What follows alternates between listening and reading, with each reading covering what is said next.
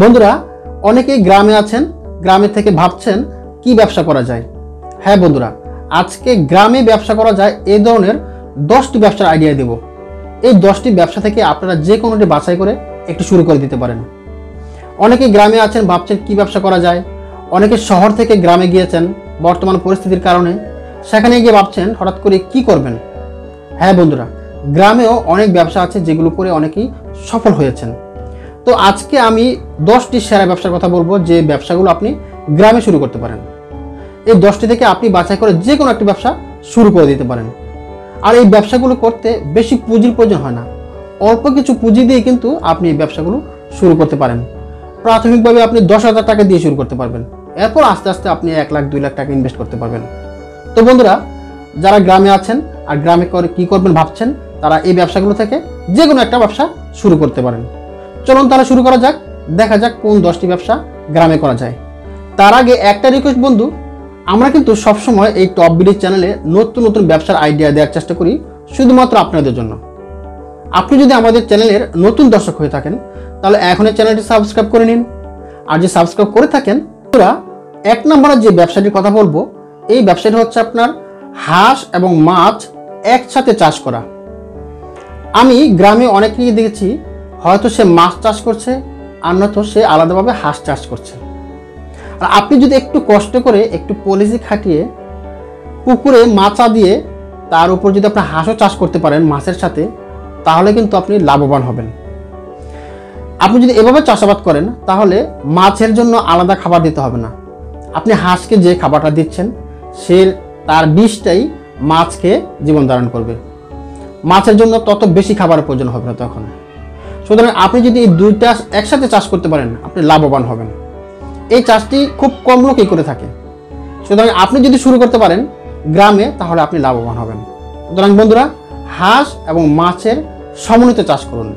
2 নম্বরের যে ব্যবসাটির কথা বলবো সেটি হচ্ছে স্টেশনারি অথবা লাইব্রেরি। আমাদের গ্রামে কিন্তু এখন প্রচুর পরিমাণে কিন্ডার গার্ডেন, প্রাইমারি স্কুল, মাদ্রাসা, এরপর উচ্চ মাধ্যমিক বিদ্যালয় প্রচুর পরিমাণে রয়েছে। তো সেই তুলনায় কিন্তু লাইব্রেরির পরিমাণ খুবই কম। অনেকেই লাইব্রেরি 2-1টা দিয়েছেন এলাকায়, কিন্তু চাহিদা মেটাতে পারছেন না। এখন অনেক শিক্ষার্থী আছে দূর থেকে গিয়ে তাদের প্রয়োজনীয় যে চাহিদা রয়েছে সেটা মেটায়। তো আপনি যদি একটু ভালো করে সব ধরনের আইটেম নিয়ে একটি ভালো মানের লাইব্রেরি বা স্টেশনারি আইটেম দেন তাহলে কিন্তু ভালো চলবে। আর এই স্টেশনারি ব্যবসাতে লাভ রয়েছে প্রচুর পরিমাণে। আপনি এই স্টেশনারি আইটেমগুলো ঢাকার চকবাজার থেকে নিয়ে আসতে পারেন, সেখানে খুব অল্প দামে এই প্রোডাক্টগুলো পাওয়া যায়। ঢাকার চকবাজারে এই আইটেমের প্রচুর পরিমাণ দোকান রয়েছে, আপনি সেখানে গেলেই পেয়ে যাবেন। এছাড়াও সেখান থেকে আপনি একবার মাল নিয়ে আসলে দ্বিতীয়বার আর যেতে হবে না। আপনি যদি ফোন করে তাদের অর্ডার করে দেন তারা আপনার ঠিকানায় মালগুলো পাঠিয়ে দেবে। সুতরাং বন্ধুরা, আপনারা এই লাভজনক ব্যবসাটি এখনই শুরু করতে পারেন, স্টেশনারি অথবা লাইব্রেরি। বন্ধুরা, 3 নম্বরে যে ব্যবসাটির কথা বলবো সেটা হচ্ছে পোলট্রি খামার। অনেকে হয়তো ভাবছেন পোলট্রি খামার এটা আমার নতুন কি না, নতুন কোনো ব্যবসা না। কিন্তু আপনার এলাকায় যে পরিমাণে পোলট্রি খামার রয়েছে সে তুলনায় কিন্তু চাহিদা মেটাতে পারছে না। আপনার পাশের গ্রামে হয়তো আছে অথবা আপনার বাজারে একটি খামার আছে, কিন্তু আপনার গ্রামে তো নাই। দেখেন, আপনি একটু খোঁজ খবর নিন, আপনার গ্রামে যদি বেশি পরিমাণে খামার না থাকে তাহলে আপনি কিন্তু এই ব্যবসাটি শুরু করতে পারেন। এটাতে প্রচুর পরিমাণে লাভ রয়েছে। বর্তমানে কিন্তু মানুষ মাছের পরিবর্তে মাংস খায় বেশি, তাই এর চাহিদা দিন দিন বেড়েই চলেছে।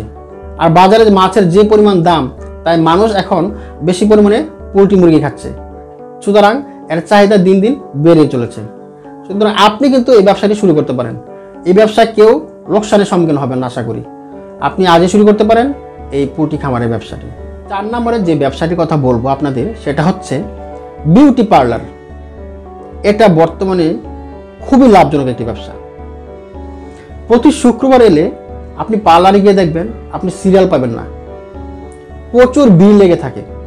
কারণ হচ্ছে কি, যে পরিমাণের পার্লার প্রয়োজন গ্রামে সে পরিমাণ পার্লার নেই, চাহিদার তুলনায় খুবই কম। অনেকেই বউ সাজতে বা অন্য কোনো প্রোগ্রামের জন্য সাজুগুজু করতে অনেক দূরে যেতে হয়। আবার অনেক সময় দেখা যায় বিভিন্ন প্রোগ্রামে পার্লারে যে কাজ করে তাদেরকে নিয়ে আসা হয়, তাদেরকে কাজ করিয়ে তাদেরকে তো আপনার পারিশ্রমিক দেওয়া হচ্ছেই, সেই সাথে তাদের গাড়ি ভাড়াটাও কিন্তু আমরা দিয়ে দিই, ঠিক না? তো এমন একটা চাহিদা সম্পন্ন ব্যবসা কিন্তু আপনিও শুরু করতে পারেন। অল্প কিছু পুঁজি খাটিয়ে আপনি এই ব্যবসা শুরু করতে পারেন। আপনি প্রাথমিকভাবে আপনি যে গ্রামে আছেন সেই গ্রামকে টার্গেট করেন এবং আশেপাশের 2-1টি গ্রাম নিয়ে আপনি এই ব্যবসাটা শুরু করতে পারেন। আপনি পুরো এলাকা নিয়ে শুরু করতে হবে তাই না, আপনি 2-1টা গ্রাম টার্গেট করে এই ব্যবসাটি প্রাথমিকভাবে শুরু করুন।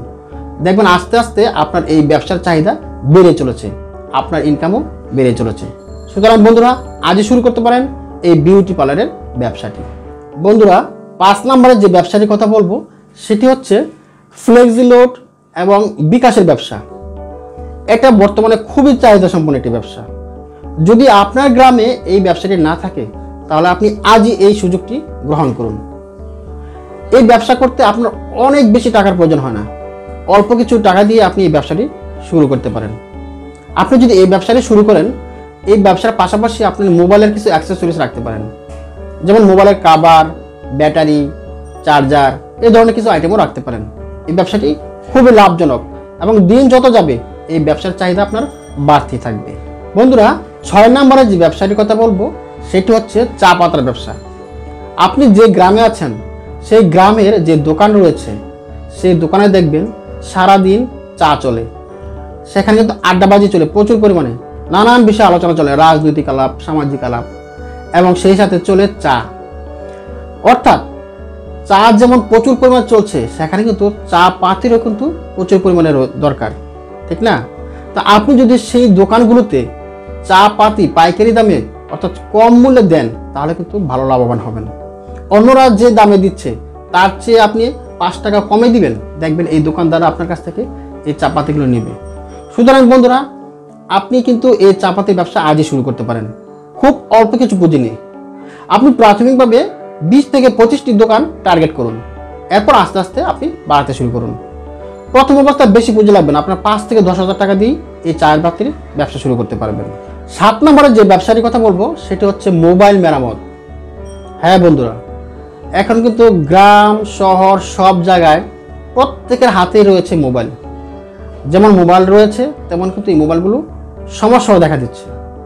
আর আপনি যদি এই মোবাইল মেরামতের কাজ করতে পারেন তাহলে কিন্তু আপনার কাজের অভাব হবে না। প্রচুর পরিমাণে চাহিদা রয়েছে আপনার এই মোবাইল মেরামতের, এবং এতে যে কত টাকা ইনকাম করা সম্ভব সেটা আসলে বলে শেষ করা যাবে না। কারণ হচ্ছে কি, এর গোপন ব্যাপারটা আমরা জানি না। আমরা যারা সাধারণ পাবলিক আছি, 10 টাকার পার্স লাগিয়ে তারা 1000 টাকা নিতে পারে, 500 টাকা নিতে পারে, সেটা আমরা জানি না। সুতরাং বন্ধুরা, আপনি কিন্তু এই ধরনের একটি কাজ করতে পারেন। প্রয়োজনে একটি প্রশিক্ষণ নিয়ে নিন। আপনার আশেপাশে যেখানে প্রশিক্ষণ দেওয়া হয়, এই বিষয়ে কাজ শেখানো হয়, সেখান থেকে একটু কাজ শিখে নিন, এরপর শুরু করে দিন এই মোবাইল মেরামতের কাজ। আপনি একবার শিখে দেখুন, আপনি ইচ্ছে করলে ঘরে বসেই এই কাজটি করতে পারবেন। শুরু করে দেখুন, আপনি এই কাজ করে শেষ করতে পারবেন না। 8 নম্বরে যে ব্যবসাটির কথা বলবো সেটা হচ্ছে ফার্মেসি ব্যবসা। এটি হচ্ছে একটি সেবামূলক ব্যবসা। এর চাহিদা দিন যত যাবে তত বাড়বে। সব কিছুর চাহিদা কমলেও ওষুধের চাহিদা কমে না। এই যে মহামারী গেল, ওষুধের চাহিদা আরও বেড়েছে। অনেক কিছু বন্ধ হয়ে গেছে, কিন্তু ওষুধ কিন্তু বন্ধ হয়নি, ওষুধ আরও বেশি চলছে।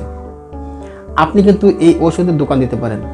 হয়তো ভাবছেন আপনার এলাকায় আছে, কিন্তু দেখেন অনেকেই ওষুধের জন্য অনেক দূরে যেতে হয়, সব ওষুধ পাওয়া যাচ্ছে না।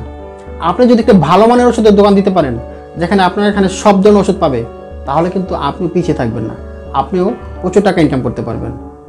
সেই সাথে আপনার এখানে প্রতি সপ্তাহে বা সপ্তাহে 2 দিন এমন একজন ডাক্তার রেখে দিন, MBBS ডাক্তার, দেখবেন আপনার এখানে প্রচুর রোগী আসছে, তাদেরকে সেবা দিয়ে তাদের কাছ থেকে আপনি ইনকাম করতে পারবেন। বন্ধুরা, সেই সাথে আপনি একটি কোর্স করে নিতে পারেন, বেসিক কোর্স, বেসিক চিকিৎসা কোর্স নিতে পারেন, অর্থাৎ পল্লী চিকিৎসা কোর্স। এই ধরনের কোর্স করে নিলেও কিন্তু আপনি ভালো ইনকাম করতে পারবেন।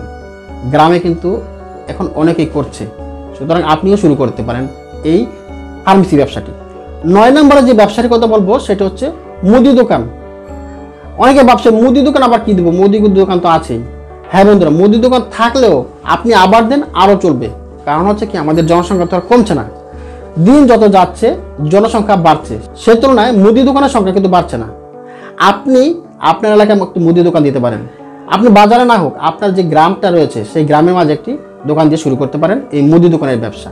বন্ধুরা 10 নম্বরে যে ব্যবসার কথা বলবো সেটা হচ্ছে উপহার সামগ্রীর ব্যবসা। মানুষ খুবই সৌন্দর্য পিপাসু, আর এখন মানুষ শুধু উপহার দেওয়ার জন্যই এই উপহার সামগ্রী কিনে না, নিজেদের ঘর সৌন্দর্য করার জন্য, নিজেদের ঘর সাজানোর জন্য এই উপহার সামগ্রীগুলো কিনে থাকে।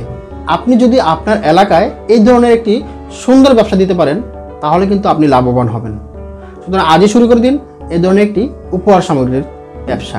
বন্ধুরা, আমি যে 10টি ব্যবসার কথা বললাম এই ব্যবসাগুলো ছাড়াও কিন্তু আরও প্রচুর পরিমাণে ব্যবসা রয়েছে। আপনি একটু চিন্তা করুন, আপনার মাথাটা একটু খাটান, দেখবেন আপনার মাথা থেকে বেরিয়ে আসছে আরও অনেক ব্যবসার আইডিয়া। আপনি যে কোনো একটি ব্যবসা শুরু করে দিন, শুরু করুন। আপনি চিন্তা করতে করতে দিন শেষ করে দিচ্ছেন, আর চিন্তা না করে আজই যে কোনো একটি ব্যবসা শুরু করে দিন। বন্ধুরা, আপনি যে ব্যবসায় করেন না কেন সেই ব্যবসা সম্পর্কে আগে জানবেন, বুঝবেন, এরপর ব্যবসা শুরু করবেন। আপনি যে ব্যবসা ভালো বুঝেন, আপনি যে ব্যবসায় বেশি সময় দিতে পারবেন সেই ব্যবসায়ী করার চেষ্টা করবেন। বন্ধুরা, আমরা সবসময় চেষ্টা করি আপনাদের জন্য নতুন নতুন ব্যবসার আইডিয়া নিয়ে আসার জন্য। টপ বিডি চ্যানেল সবসময় চেষ্টা করে আপনাদেরকে নতুন কিছু দেওয়ার জন্য। যদি আমাদের ভিডিওগুলো ভালো লাগে তাহলে ভিডিওতে লাইক দিবেন, চ্যানেলটি সাবস্ক্রাইব করে সঙ্গে থাকবেন। সবাই ভালো থাকবেন, সুস্থ থাকবেন। আসসালামু আলাইকুম।